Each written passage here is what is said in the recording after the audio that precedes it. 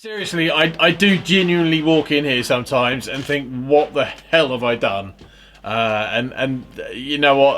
Over the more recent years, that's something that happens more often than you might think.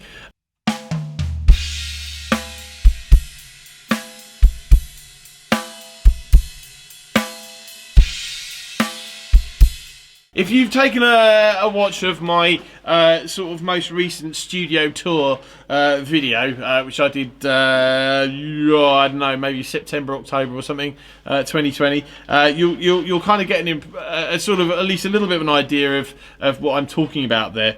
I've said before, I never set out to be this sort of collector of, well, drums in general. Now. I think I've always there's something about my personality which is a massive weakness in the fact that if I set my mind to something, or generally sort of I set my mind to sort of having something, then I generally will find a way to make it happen, and I just like for instance, perfect case in point. I had it. Well, in fact, it's here. But I bought the. I think in 2019 I bought the 14 by 8 pearl brass free floater. And it was a cracking drum. A good few people have sort of mentioned that particular model had some sort of meaning, sort of connection for them, albeit that they'd had it and really enjoyed it, or they'd their favourite drummer or whatever had played one, and so I thought about it. And I thought, you know what, it'd be really cool to have like a different size. So I found the 14 6.5 version. If I'm looking at it now, and I thought, you know what, it'd be kind of cool to have like all four sizes. To sort of have the 14 by 3.5, whatever it is, the 14 by 5, the 6.5, and the 8. And it'd be kind of cool to have them like all in the same series. Okay, so I screwed up on that last bit. But because I've got basically the three larger drums are all of the same sort of first generation, albeit they're slightly, I think they're slightly different iterations of it, because the snare mechanism is slightly different on two of them, whereas the 14 by 5 is a slightly newer design of throw off.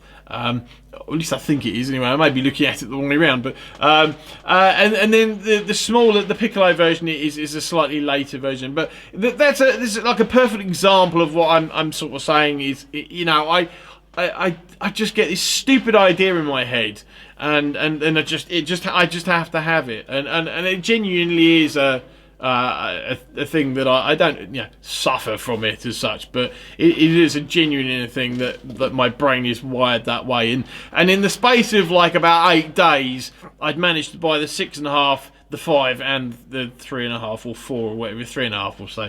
I bought them all in the space of that short period. But then when I walk through the door sometimes.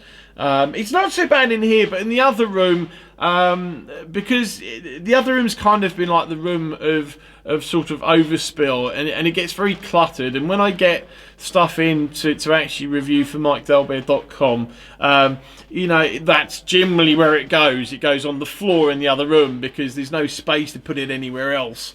And at the moment, I've got about 3 or 4 big boxes out there full of gear, which I literally haven't even opened, even though it's been here for weeks. In fact, I think some of it's been here for a couple of months now, and I haven't even opened it. I've taken, in fact, there's some hi-hat stands and other bits and pieces from DW. I've cracked open one of the hi-hat stands, which has been on this kit for about a month, but the rest of it, I still don't even know what's in there.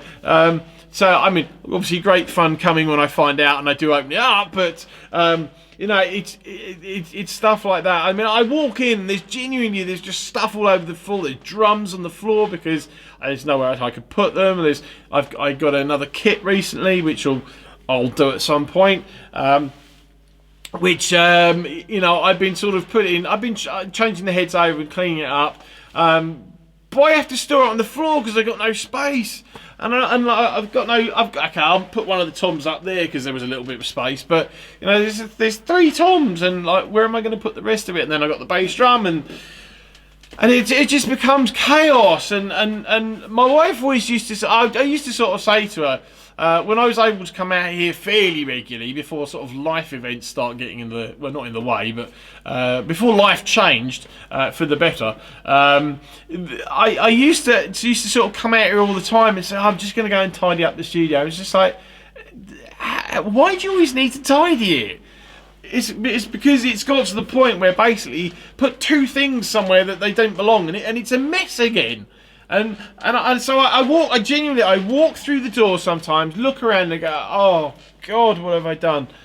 Just by virtue of like, I just endlessly like got this stream of gear coming in here, whether it's my own or whether it's stuff that I have to review. Or, you know, in some instances, it's stuff like, oh, I've forgotten I had that. I'll get that out and play it. And that's, you know, or if I've got something lining up for you know, a project or something, like, you know, I got this ride cymbal out. I've just, you know, there's some hi-hats on the floor here. There's some splash cymbals. There's some bells. You know, then I've got cabling all over the place.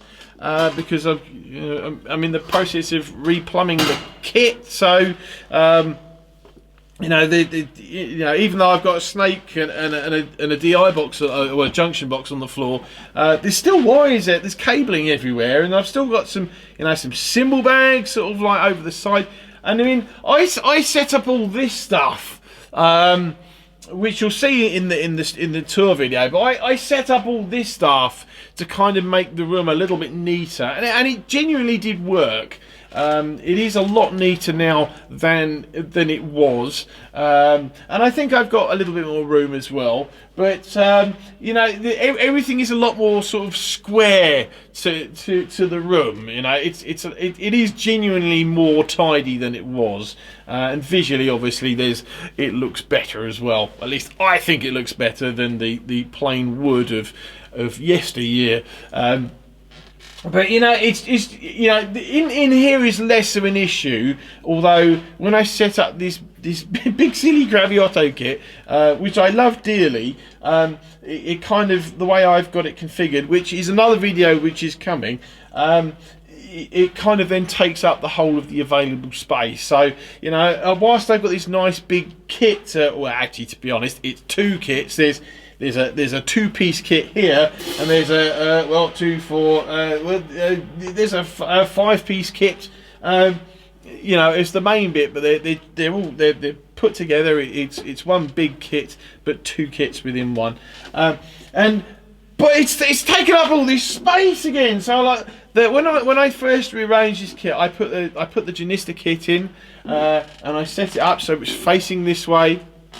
And it was nice. There was so much room over here, and you know, I'd have to sort of squeeze around the side, which wasn't ideal, but I was willing to live with it. Squeeze around the side slightly to sit behind the kit, and I could look out of the room. I could look at all these lovely drums that are on the sides here, and I could have, you know, mentally have a little bit of a party as you know, while I'm sort of jamming away and playing some tunes and stuff, and as I said, it kind of just sort of like exploded again, to where it's almost the same as what it was before. It's just, you know, the decor is slightly better this time, and the lighting is slightly more flashy as it goes off in the background in different colours. But you know, I walk in and like, why have you bought all these drums?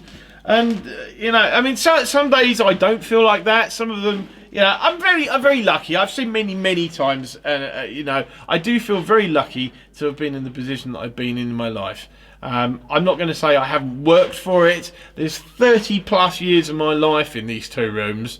I mean, it's not a matter of I woke up one day and suddenly I just thought I'd buy drums. This is an accumulation of 30+ years of my life.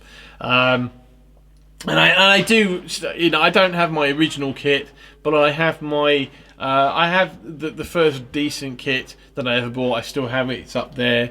You know, and I have the second kit as well, which the second decent kit that I've had for 25 years, which is, well, actually next to it. You know, and you know, it's just, this is a reflection of me, and then you can take with that whatever you want. I mean, those of you that actually do know me personally, you know, may have a different opinion. I don't know. Let's discuss that, shall we?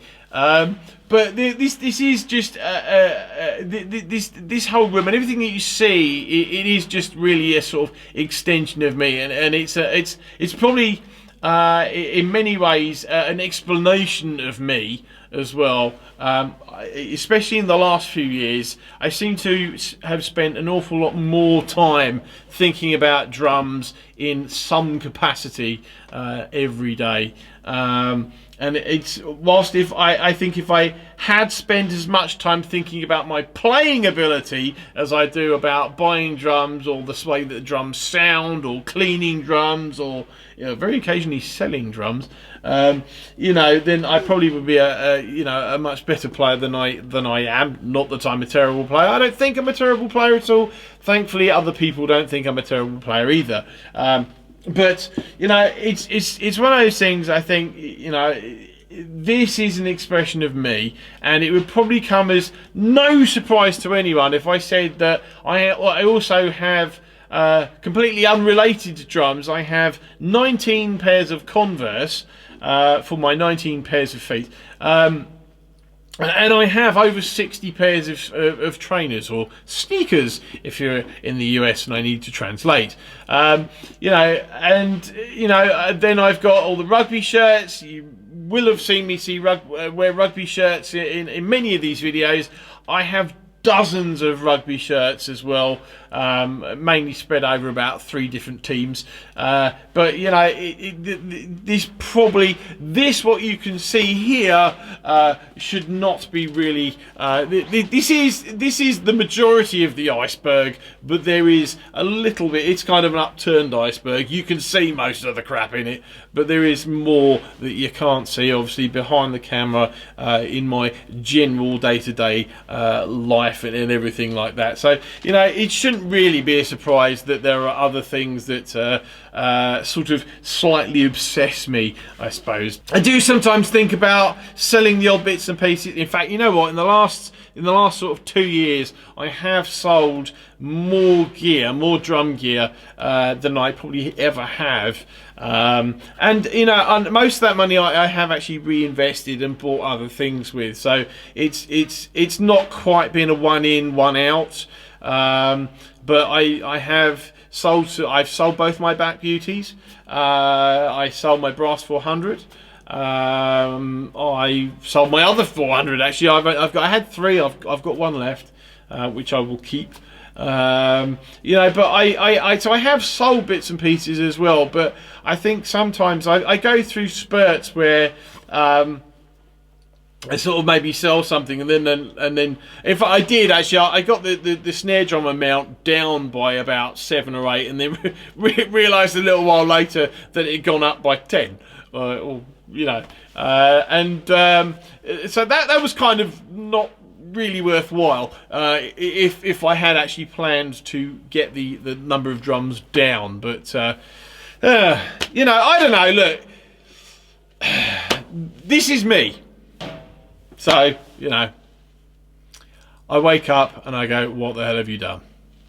But I come in here and I'm happy. So, okay, so I am doing this as a little tiny bit of an afterthought because I forgot to say this before. So I think that the key thing for me and all of this actually, and the much more that you see, it's really that I try and live without regretting things. And at the end of the day, I think most of the stuff that I buy and have bought, you know, I can sell.